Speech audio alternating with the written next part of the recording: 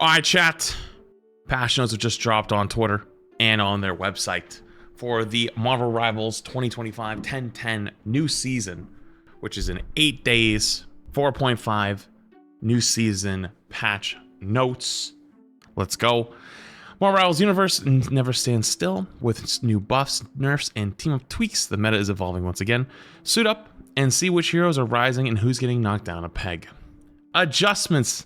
Angela, the Hand of Heaven, receives a slight boost to her sustained fighting power.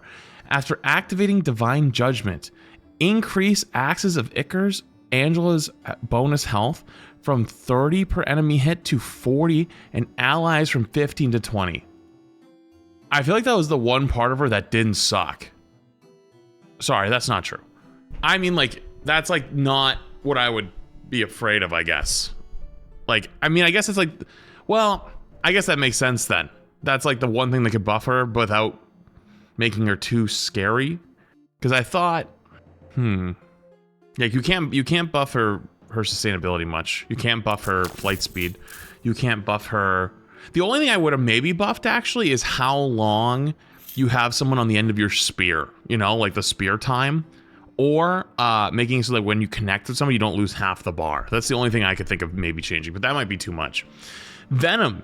Venom's ultimate ability now becomes more menacing for his foes. Feast of the Abyss ultimate ability now applies a 30% healing reduction to enemies hit lasting 4 seconds. Why? Dude, Venom is so good already. Wait, why? Wait, what? Dude, so now if Venom doesn't one-shot tech you with his ult, he just gives you a 30% healing reduction too? Loki, I think all the low ranks think Venom still sucks. Brother, I'm well aware. If anyone's well aware of that opinion right now, it's probably me. You guys keep all saying because triple support, triple support, triple support. Adding anti-heal to Venom, though, is funny because it doesn't kill triple support. It just makes it so that, one, double support probably would suffer harder. And two, it just makes it so that people are probably going to start playing more Venom.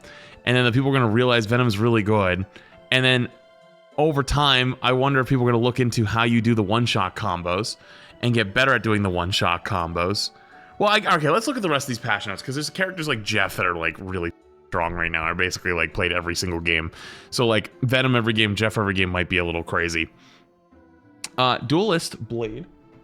Blade. The Daywalker gets a slight boost to his offensive prowess. Increase Daywalker dash secondary attack range from 4.5 to 6.5 meters. And increase the duration of each slash speed attack gained during a Bloodline Awakening from 0.7 to 1. What? Oh, I understand. So like the bar, like how fast it'll come down, right? New effect, landing all 4 hits of Whirlwind Slash grants 1 slash a speed stack. Will that make Blade good? Remains to be seen. That's a good amount of buffs though. Huh. We'll see. Hela, Goddess of Death, gets a slight survivability buff. Oh, lovely. Hela buffs. Reduce Astral Flock. Start up cast time. After casting, Hela gains 25 bonus health. So the shift will take slightly longer to activate, but you get 25 extra bonus health now? Slightly shorter, no? Oh, you're right. Oh my god, you're right, it is. Reduce the startup cast time. Oh my god. I'm thinking it's a compensation nerf. Dude, my brain was like, no, there's no way they double nerfed it. Or sorry, double buffed it. They did a nerf and a buff. Surely, right? No, it's actually just a double buff. You're right. No, you're right. You're actually right. So the cast time is faster, and you get 25 bonus health as well. Holy. That's actually crazy. Next up, Human Torch. Johnny sees a slight reduction in damage and mobility.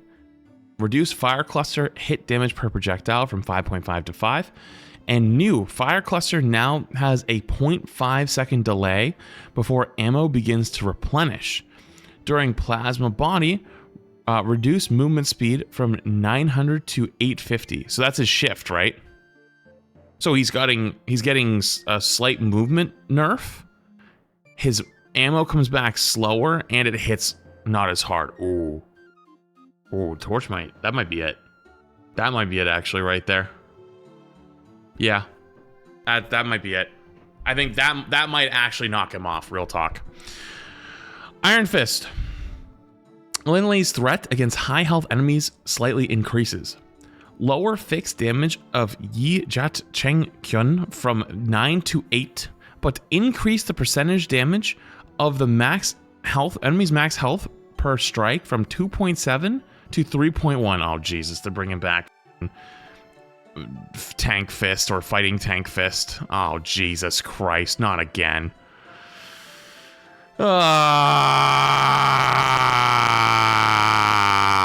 Okay, Mr. Fantastic. Reed Richards gains a bit more crowd control over mobile heroes. After successfully pulling an enemy with Destined Grip, the target is now afflicted with a 1 second immobilize effect. Okay. So Mr. Fantastic now has a CC. So wait, that's the right click where you can get 2 people and pull them together, right? So you could CC 2 people, right? Okay. Phoenix. Jean Grey's burst potential has been toned down. Melee attacks no longer stack sparks. Whoa. Primary weapon ammo no longer replenishes during Dark Ascent. New. Added 1 second of cooldown to Dark Ascent. Oh, Phoenix is dead. GG's. Maybe not dead, but GG's. Hell is back. Because that Beyblade just did so much damage. Her uptime was just crazy. I feel like it's...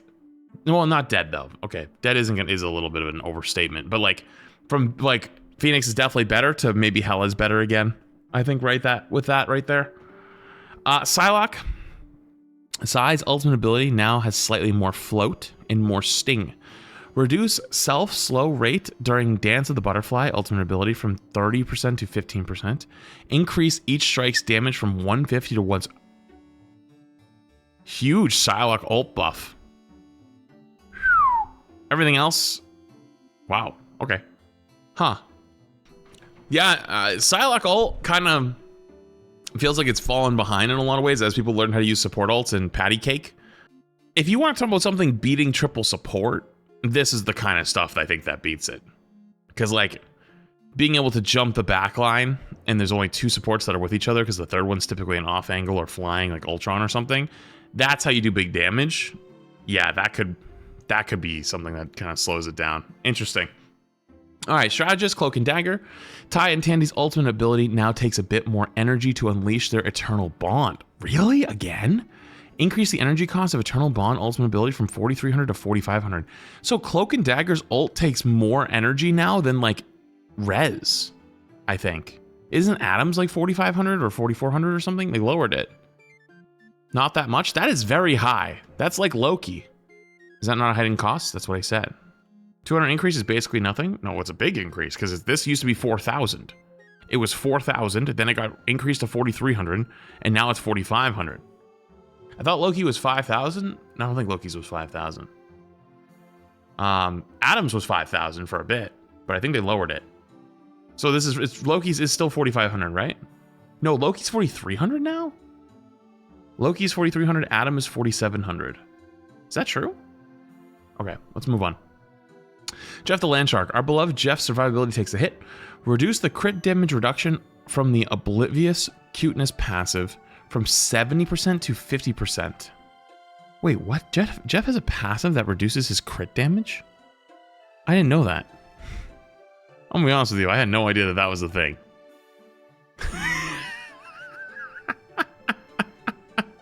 Because he's all head? Yeah, that's fair. He does got a big ass head. His head is huge. Alright, Rocket Raccoon. Rocket's ultimate ability gets a boost. Increased damage boost granted from Sia from 25% to 40%? That's what it was at release? Yeah, but it didn't also give you shield and was a defensive ult. Ultron. The dials on Ultron's healing and ultimate ability uptime are being slightly tuned back. Reduce imperative patch healing amount from 35 to 30, and healing bonus to the followed ally from 10 to 5. Increase the energy cost of Rage of Ultron ultimate ability from 3,400 to 3,700. Oh, those are big nerfs. Ultron's biggest thing was like being able to get ult faster than everyone else, and you could ult before their supports had ult and get like a kill. That was actually super useful. They might have just that makes Ultron, I think, really bad. Oh my god. I haven't even got the team up abilities. Yo, I don't want to be that guy. This is either going to be the greatest patch or the biggest disaster. My gut tells me disaster, but I haven't been playing a whole lot recently. Even though, honestly, every time I've come back to play it recently, I've been having a good time. I've just been doing other stuff and having a good time doing other stuff. But like playing the game has actually been fun this season. I actually don't get a lot of the complaints of this season other than triple support. But this might be a disaster patch.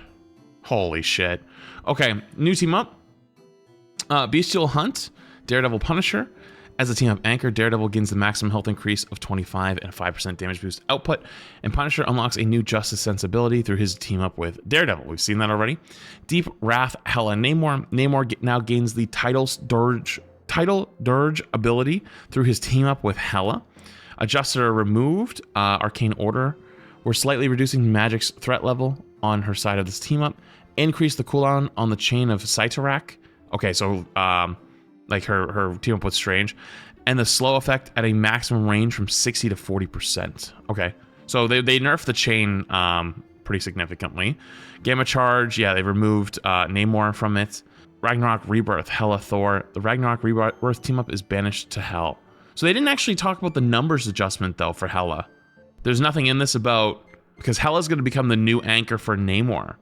So it just says Namor gains the Title Dirge ability through his team up with Hela, but we don't know what the change, because Hela's losing her team up with Thor, and she's the anchor for that. I'm assuming they're just going to replace it.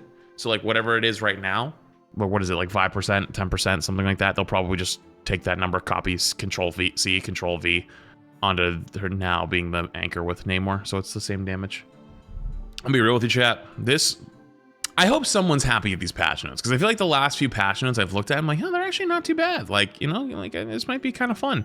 And like, I play the game, and the game, you know, feels. I have some complaints with the game, of course, but like overall, though, I don't feel like it's too bad outside of triple support. Triple support's boring, but like everything else isn't too bad. Like, I'm happy with a lot of the tanks spot. Like, Strange is playable, Mag's playable, Hulk's playable, Emma's playable, Thor's playable, Groot's playable. You know, that's pretty goddamn good for a tank meta. A lot of DPS are viable. My only big complaint is a lot of like the newer characters are kind of ass. Venom's playable, true. This might be a disaster patch. My gut tells me a disaster patch, but I don't know. I'm just gonna sit back and watch it and see what happens. So we'll see what happens.